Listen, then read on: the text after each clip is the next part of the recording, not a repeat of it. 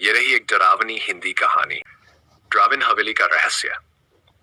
उत्तर भारत के एक छोटे से गांव संकटपुर में एक पुरानी और वीरान हवेली थी, जिसे लोग ड्राविन हवेली के नाम से जानते थे। कहते हैं कि उस हवेली में भूत का साया है। कोई भी वहां रात में नहीं जाता था।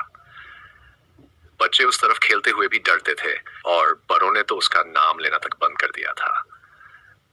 हवेली के बारे में किसी ने कहा कि वहां से औरत के रोने की आवाज आती है। किसी ने बताया कि उसने खिड़की से एक सफेद साया देखा है, लेकिन आज तक किसी ने वहां जाकर सच्चाई पता नहीं की।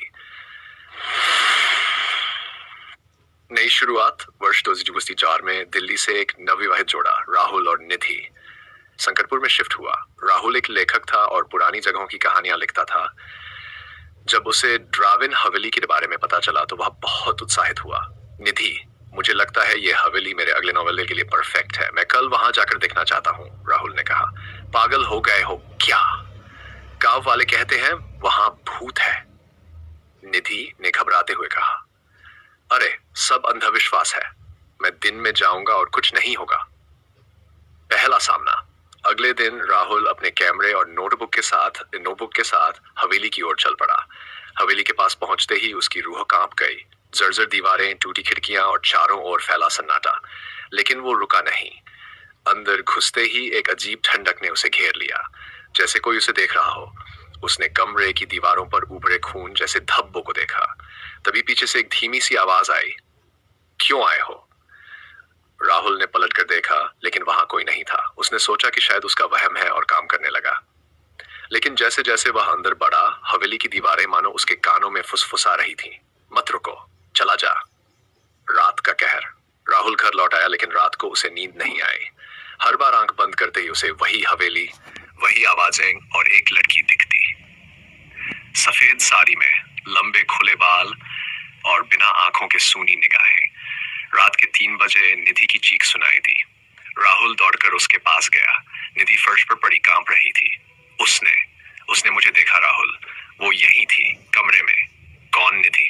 किसने? वो वही लड़की, वही भूतनी। गांव वालों की सच्चाई। अगले दिन राहुल ने गांव के बुजुर्ग बाबा रघुनाथ से जाकर सब बताया। बाबा ने गहरी सांस ली और बोले, ड्राविन हवेली एक जमाने में बहुत सुंदर थी। वहां राजा जय सिन्हा रहते थे अपनी पत्नी रेवती के साथ। रेवती बहुत सुंदर थी, लेकिन एक दिन राजा को युद्ध में जाना पड़ा। कई महीनों तक वो नहीं लौटे। लोगों ने कहा राजा मारा गया। रेवती ने गम में खुद को हवेली के एक कमरे में बंद कर लिया और वहीं फांसी लगा ली। लेकिन राजा जिंदा था और जब लौटा तो पत्नी की मौत से टूट गया। उसने भी आत्महत्या कर ली। तब से उन दोनों की आत्मा उस हवेली में भटक रही है।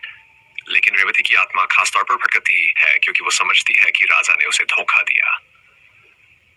तो क्या वो आत्मा अब भी है वहां? राहुल ने पूछा। और अब जब तुम वहां गए हो, वो तुम्हारे पीछे आ चुकी है। भूतनी का कहर। रात होते ही घर में अजीब घटनाएं होने लगी। दीवारों पर खून से कुछ लिखा जाने लगा। तुम राजा नहीं हो, लेकिन सजा तो मिलेगी। निधि की हालत दिन ब दिन बिगड़ने लगी। कभी वो नींद में चलने लगती, कभी अजीब आवाजें निकालती। एक रात उसने राहुल का गला दबाने की कोशिश की और बोली, तू क्यों आया हवेली में? मुझे क्यों जगाया? राहुल डर से कांप उठा। उसने निधि को झटका दिया तो वो जमीन पर गिर गई और बेहोश हो गई। तांत्रिक की मदद। आखिरकार राहुल ने बाबा रघुनाथ से मदद मांगी। बाबा एक तांत्रिक को लाए, तांत्रिक काल भैरव ने हवेली में जाकर पूजा करने का निश्चय किया। पूरी रात तांत्रिक ने तंत्र सिद्धियां की। हवेली में हाहाकार मच गया। हवेली की दीवारें खुद ब खुद हिलने लगी, चीखें गूंजने लगी और अचानक तांत्रिक जमीन पर गिर पड़ा। उसके मुंह से खून निकल रहा था। मैं कुछ नहीं कर सका।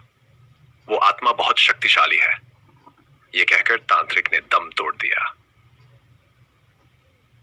राहुल ने ठान लिया कि अब या तो सब खत्म करेगा या खुद खत्म हो जाएगा। उसने रेवती के बारे में और जानकारी जुटाई। पता चला कि रेवती की आत्मा को शांति तभी मिलेगी जब उसे राजा की सच्चाई बताई जाए कि राजा मरा नहीं था, वो लौट आया था, लेकिन तब तक बहुत देर हो चुकी थी। राहुल ने हवेली में जाकर उसी कमरे में रेवती की तस्वीर रखी जहां उसने फांसी लगाई थी। उसने वहां एक पत्र रखा, जैसे राजा ने लिखा हो, मेरी प्रिय रेवती, मैं जिंदा था, लौट आया था, लेकिन तू जा चुकी थी। मैं तुझसे प्यार करता था और अब तेरे बिना अधूरा हूं। जैसे ही राहुल ने पत्र रखा, हवेली के चारों तरफ तेज हवा चलने लगी।